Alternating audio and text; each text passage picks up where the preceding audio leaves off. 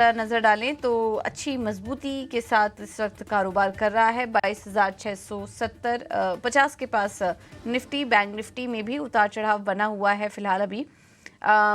अभी सॉन्ग वापस से ऊपर आ चुका था, लेकिन फिर से ऊपरी स्तरों से करेक्शन यहाँ पर देखने को मिल रहा है। तो 48,600-700 के आसपास एक स्ट्रॉन्ग रेजिस्टेंस लेवल नज़र आ रहा है निफ्टी के लिए, और उन स्तरों पर हम देख रहे हैं थोड़ा थोड़ा करके बिकवाली भी अब हावी हो रही है बाजार पर। आखिरी के 1.5 घंटे रह गए हैं बाजार में रणनीति को। स्टॉक स्पेसिफिक एक्शन भरपूर है आज, लेकिन ऐसे में क्या करें, अभी भी कहाँ मौके दिखाई दे रहे हैं, ये हम अपने एक्सपर्ट से आइडेंटिफाई कराने की कोशिश करेंगे। संतोष जी, मौजूदा स्तर पर जहाँ इस वक्त बाजार है, क्या लग रहा है आपको, कौन कौन से स्टॉक हैं, सेक्टर हैं जहाँ पर क्या मुनाफा वसूली बुक करके निकल जाना चाहिए? यस, आज स्टॉक्स की बात करें तो आज Nifty bank Nifty out perform कर रहे हैं, बट इंडिविजुअल स्टॉक्स में प्रॉफिट बुकिंग है, स्पेशली ब्रॉडर मार्केट में। बट आई डोंट थिंक कि एक ओवरऑल स्ट्रक्चर कुछ चेंज हुआ है, कुछ पॉकेट्स में प्रॉफिट बुकिंग है, कुछ आउट परफॉर्म कर रहे हैं। तो मेरा सजेशन ये रहेगा, जहां मोमेंटम है वहां फोकस करिए, स्पेशली ऑटो स्टॉक्स में मोमेंटम है तो वहां पे आप वो आपके रेडार पर होना चाहिए। फिर बैंक निफ्टी में अभी भी स्पेस है, बैंक निफ्टी में अभी ब्रेकआउट आया ही है, थोड़ा सा नॉर्मली अपने ऑल टाइम हाई के आसपास इस तरह का स्ट्रक्चर वोलेटिलिटी देखने को मिलती है। अगर बैंक निफ्टी 48,800 के ऊपर टिकने में कामयाब हो जाता है तो मुझे लगता है एक्सिस बैंक, इंडसइंड बैंक और इवन एचडीएफसी बैंक जैसे काउंटर पर नजर रखनी चाहिए, वहां तेजी देखने को मिल सकती है। ओके, ठीक है, तो ये है सलाह स्टॉक पर। अक्षय जी, आज चौतरफा खरीदारी दिख रही है, लेकिन सरकारी बैंक ये नहीं चल पा रहा है, और आईटी स्टॉक से भी ज़्यादा कुछ खास योगदान आज के दिन हमने नहीं देखा। अब नतीजे भी शुरू होने होने नतीजे भी आने लगेंगे। शुरुआत अमूमन आईटी कंपनियों से भी होती है, तो वहाँ पर भी नज़र होगी। इन दो सेक्टर पर पर्टिकुलरली आपका क्या व्यू बन रहा है? आज रिकॉर्ड लेवल्स भी देख रहे हैं, लेकिन यहाँ से कोई कंट्रीब्यूशन नहीं आया है। कहीं कुछ मौके हैं, कुछ पॉकेट्स हैं जहाँ पर कि आप एंट्री देख रहे हैं मौजूदा स्तरों पर? जी, आईटी क्षेत्र से पहले स्टार्ट करता हूं। तो आईटी क्षेत्र में देखे बहुत ही सेलिंग का काफी दबाव है। अभी तक कोई ज्यादा बाइंग के एक्शन देखने को नहीं मिली है, और जैसे आपने सही कहा कि अभी क्वार्टरली रिजल्ट का टाइम है, तो आप उम्मीद कर सकते हैं कि रिजल्ट के पहले हल्की सी एक शॉर्ट कवरिंग वाली जो एक ट्रेडिंग बाउंस बैक है वो हमें आईटी क्षेत्र में दिख सकती है। तो मैं पॉजिटिव हूँ ट्रेडिंग के लिहाज से आईटी क्षेत्र में। स्टॉक्स अगर आपको इसमें ध्यान रखना है तो पहला है इन्फोसिस। 5-6 दिनों से एक ही स्तर जो है करीबन 1470, ये स्तर से घूम रहा है। एक हल्का सा सपोर्ट बेस तो बन रहा है, पर अभी तक मोमेंटम नहीं रिगेन कर पा रहा है, पर सपोर्ट बेस इंटैक्ट है। 1478 का करंट मार्केट प्राइस है। एक कंडीशनल बाय रखूंगा, 1500 पार करने दीजिए, मोमेंटम कैच होने दीजिए इसमें, तभी आप इसमें एंट्री ले। मेरा मानना है कि मोमेंटम जल्दी आपको दिख जाएगा और 1530 से 1540 तक स्तर आपको दिख सकते हैं। तो इन्फोसिस आपके बाय वॉच लिस्ट में होना चाहिए विद अ कंडीशनल बाय। और टीसीएस ये दूसरा मेरा पिक रहेगा। सब रिजल्ट का सीजन टीसीएस से किक ऑफ होगा, और टीसीएस में आप अगर एक्शन देखे तो एक पॉजिटिव ट्रेडिंग एक्शन है। हालांकि मोमेंटम ज्यादा नहीं है, पर जिस तरीके का सेटअप है 4150 तक जल्दी आपको टारगेट दिख सकते हैं। बाय करें with a stop loss below 3900 for target of 4150। तो आईटी में ये दो स्टॉक फिलहाल मेरे नजर में है जो आपके बाइंग के वॉच रेडार में होना चाहिए। ओके, तो ये है सलाह। टीसीएस और इन्फोसिस ये आप वॉच लिस्ट में डाल सकते हैं। नतीजों के चलते थोड़ा करेक्शन ज़रूर आया है, लेकिन अब नतीजे भी आएंगे, लेकिन ये जो करेक्शन है, हल्का दबाव है, इसमें आप यहाँ पर एंट्री ले सकते हैं। टीसीएस और इन्फोसिस में थोड़ा लॉन्ग टर्म, मीडियम से लॉन्ग टर्म के लिए इन स्टॉक्स पर अपना व्यू रखिए। अब एक दो स्टॉक्स पर और बात कर लेते हैं निफ्टी के ही। पहला है बजाज ऑटो। संतोष जी, ये स्टॉक कैसा लग रहा है आपको? अभी थोड़ा बिकवाली आई है ऊपरी स्तरों से। आज हम ऑटो स्टॉक्स के बारे में बात भी कर रहे थे, काफ़ी अच्छा मोमेंटम था, लेकिन बजाज ऑटो थोड़ा नीचे आया है। रिकॉर्ड लेवल्स भी हमने देखे स्टॉक में, तो जिनसे रैली मिस हो गई हो बजाज ऑटो में, अभी क्या सही समय है एंट्री लेने का, या फिर थोड़ा और वेट करना चाहिए?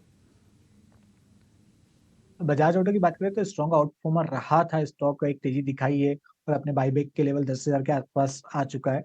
हालांकि एक थोड़ा सा प्रॉफिट बुकिंग के साइंस दिख रहे हैं, बट मुझे लगता है अभी जब तक 20 डे मूविंग एवरेज के ऊपर 8800 के ऊपर व्यू बुलिश ही रहेगा। कोई रिस्क लेना चाहे तो करंट 8800 के आसपास आए तो खरीदारी करना चाहिए, और अगर कोई थोड़ा सा कंजर्वेटिव है और थोड़ा सा वेट करना चाहे तो कोई करेक्शन आता है, डीपर करेक्शन आपको 82 टू 100 के आसपास मिलता है, तो एक एंट्री का अच्छा मौका रहेगा। ठीक है, थोड़ा और करेक्शन आने दीजिए तब एंट्री लीजिए, अभी मौजूदा स्तर पर एंट्री करने की सलाह नहीं है।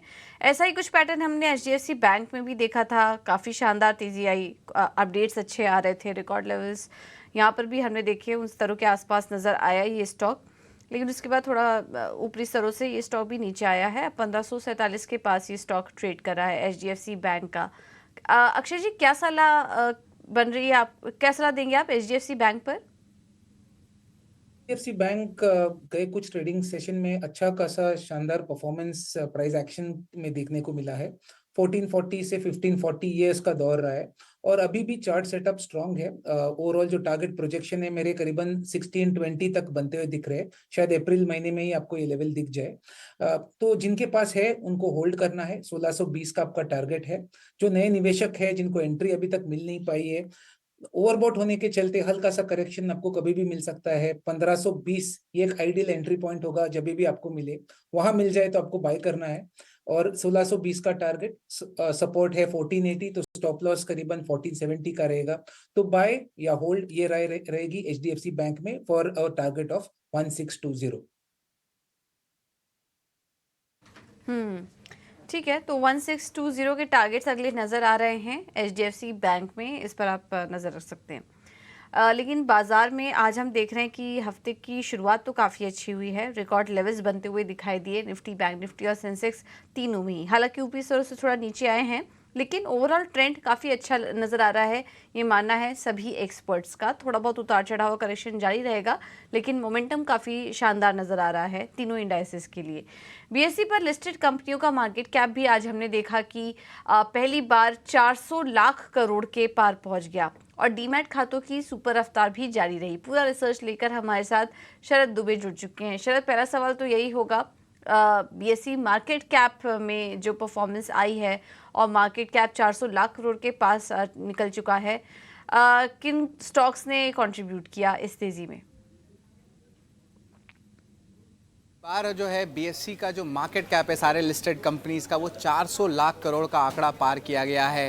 ये एक बड़ी बात है और याद रखिए जो इसकी जो मूवमेंट्स हुई है, 2014 में बात करें तो 100 लाख करोड़ का ये आंकड़ा था, 7 साल लगे तो ये आंकड़ा 200 लाख करोड़ का हुआ। उसके बाद जो है लगभग 2 साल लगा, आपके जुलाई 2023 में जो है ये 300 लाख करोड़ टच किया और मात्र 1 साल के नीचे ही ये आंकड़ा 400 लाख करोड़ जो है टच किया था। आप देख सकते हैं जो बड़े बड़े माइलस्टोन्स में जो समय लग रहे हैं वो धीरे धीरे कम हुए जा रहे हैं।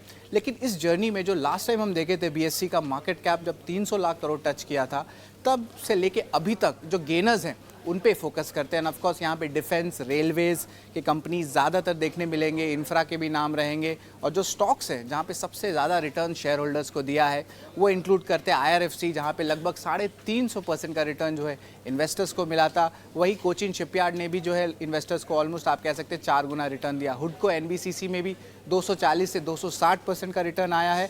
वही अगर हम बात करें एसजीवीएन, एमआरपीएल जैसे स्टॉक्स में, यहाँ पे भी आंकड़ा 200% का रहा है।